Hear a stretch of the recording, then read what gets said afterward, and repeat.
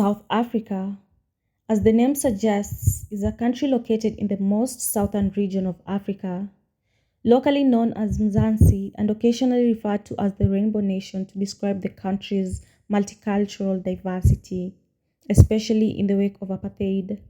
This was a system that was based on racial segregation. This nation is known to be one of the few countries in Africa with stable electricity and where two-thirds of Africa's electricity is generated. This, however, is a statement that South African nationals will disapprove so far in the year 2023. Electricity shortage is evidently not the only problem that this renowned African economic giant seems to be facing in the early weeks of the year.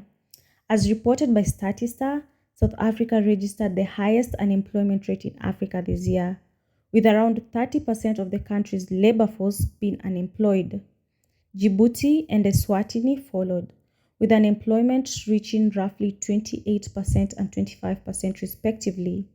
On the other hand, Niger and Benin had the lowest unemployment rates in Africa.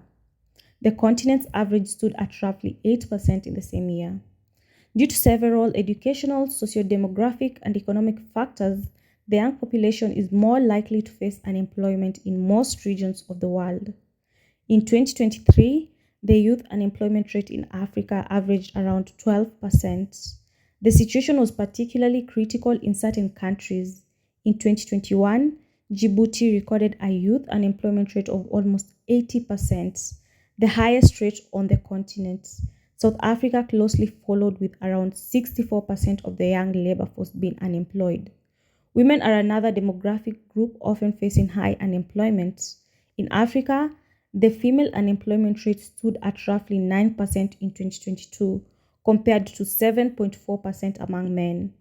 The average female unemployment on the continent was not particularly high. However, there were significant disparities among African countries.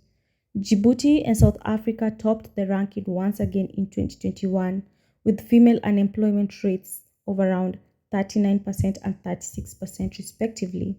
In contrast, Niger, Chad, and Burundi were far below Africa's average, as only roughly 1% of the women in the labor force were unemployed. So, what exactly happened to the famous benchmark of Africa's economy? Countless factors contribute to unemployment in South Africa. The most significant factors stem from the nation's legacy of apartheid, shortages of jobs, and slow economic growth. Unemployment began to drop in South Africa after 2002 when the nation's unemployment rate was about 34%. It fell at 22%, the lowest percentage for decades. In 2008, the unemployment rate began to rise again over the years. The 2008 recession hit the global economy and impacted jobs worldwide. South Africa has yet to recover from its losses in 2008. Furthermore, COVID-19 exacerbated the economic downturn and unemployment issues in South Africa. Specifically, the losses seem to be impacting the construction and manufacturing industries, and this is mostly experienced in South Africa. Across the country, all the provinces had more than 1.3 million employees in the construction industry in the first quarter of 2020. By the last quarter of 2021, the construction industry lost at least 25,000 jobs. Manufacturing in South Africa is suffering just as much economic downturn as construction, though having lost 80,000 jobs in the last quarter of 2021. The manufacturing sector faced a 3.3% economic contraction in 2008. Like many areas of South Africa's economy after the recession, manufacturing is still working to bring back more jobs, supports all its workers.